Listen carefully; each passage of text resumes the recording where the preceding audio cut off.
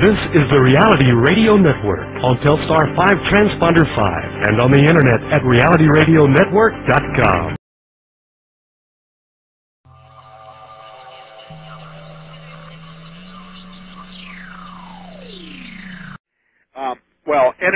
Anyway, following Azazel being placed inside the earth, inside the cave there that's at Dudale, the others who participated with him, and also their offspring, the Nephilim,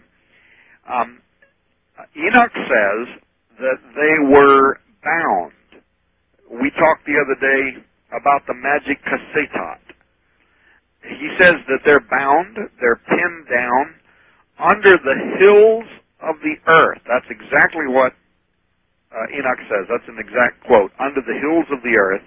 In fact, the rest of that verse says, where they will remain for 70 generations until the day of judgment. End quote. Now, Steve, this is where things start getting really interesting. And astonishingly, as many times as I had read this text, I never saw this until this week. I emailed you and I said, Steve, I have found something astonishing, and I triple checked myself on this to make sure that I was correct. Many people mistakenly believe that all of the spirits of these giants went into everlasting chains of judgment, never to be released again, right? Right.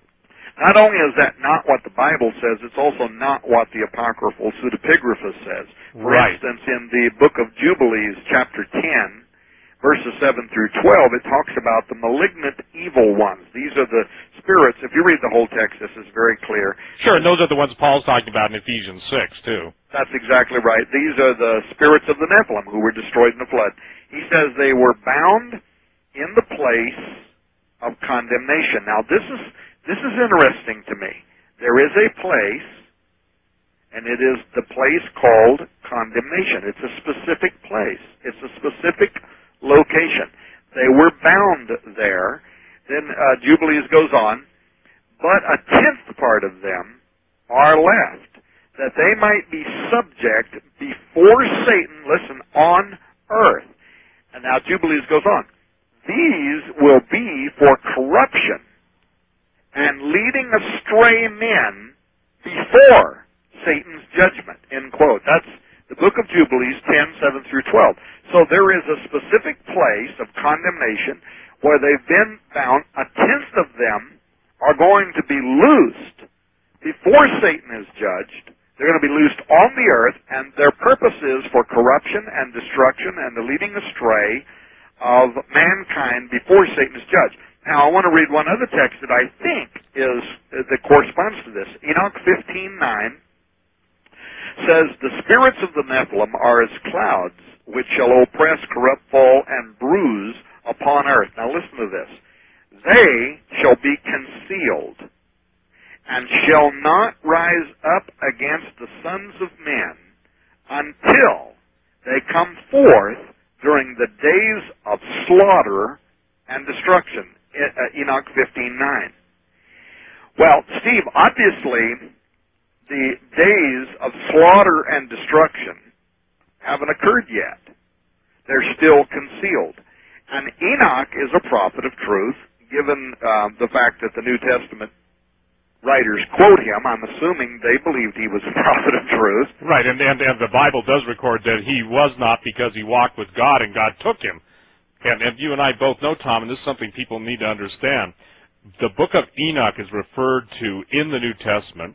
There are references in the Old Testament, and Enoch is not, how should I say this, he's in a category of only two men in the history of the world that have never died, he and Elijah, which, should probably say, okay, God is holding him out or is giving him something. As you know, we only have a few of the books of Enoch versus the entire works of Enoch. Yeah, that's right. And it's stated, ladies and gentlemen, that Enoch had, 365 volumes? Yeah, well, listen, hold on to your hats, ladies and gentlemen, because I want to show you something. Since I've never read this before, Steve, I doubt that most people, maybe nobody, who's listening to this program has ever seen this before. When the book of Enoch says that these things are being concealed And they shall not rise up against the Son of Man until they come forth during the days of slaughter and destruction. Enoch 15:9. When is this day of judgment? When are the giants going to be released from their concealed, hidden places inside the mountains and below the earth's soils to bring slaughter and judgment upon earth? Steve, did you see recently the research on and the television special called Mega Disasters Killer Comets? Yes.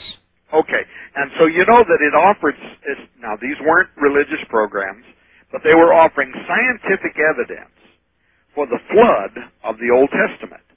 Now they, because they're secularists, they don't buy the idea that it was a divine thing. They're thinking a big comet or whatever created it. But setting aside the fact that they don't approach this from a religious point of view, their science makes this very strong case for a devastating flood of biblical proportions, which they say happened at approximately the year 2892, or to round it off, 2900.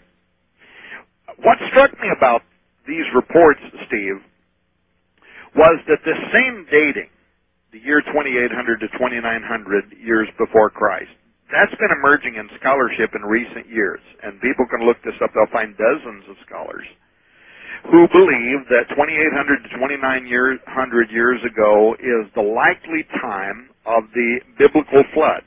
You'll also find scholars who say that's probably the time when the zodiacs were created, but more importantly, you'll also find that that's the time when most people believe Enoch, who wrote his apocryphal books and visions, lived. So, scholars and scientists, both now, support the Great Flood and the life of Enoch dating of approximately 2900 BC. Steve, the reason why this could be extraordinarily important is that Enoch said in Enoch chapter 10 that the sons of the watchers, the giant Nephilim, those who were physically killed in the flood, that they would be buried, actually bound or binded in the hills of the earth, the text says, beneath the hills of the earth, contained inside the mountains of the earth. Now listen, this is what he says. He says that they would be bound there for 70 generations before they are released to come forth for judgment. Now, I see where you're going. Now, some people say that a biblical generation is 40 years, and some people say that a biblical generation is 70 years, and both are right because it depends on the context within which they're interpreting that. But guess what, Steve? Enoch's is at 70 years, and 70 generations is his prophecy of 70 years equals 4,900. 70 times 70 is 4,900 years forward from the time of the flood, because he said that from the time of the flood, when they were destroyed, they would remain inside the earth for 70 generations, which the scientists and scholars now are saying occurred approximately 2892 BC. Steve, this just came to me this week. If you add 2892 BC to the year 2008 AD, it equals exactly 4,900 total years from the time of the flood forward.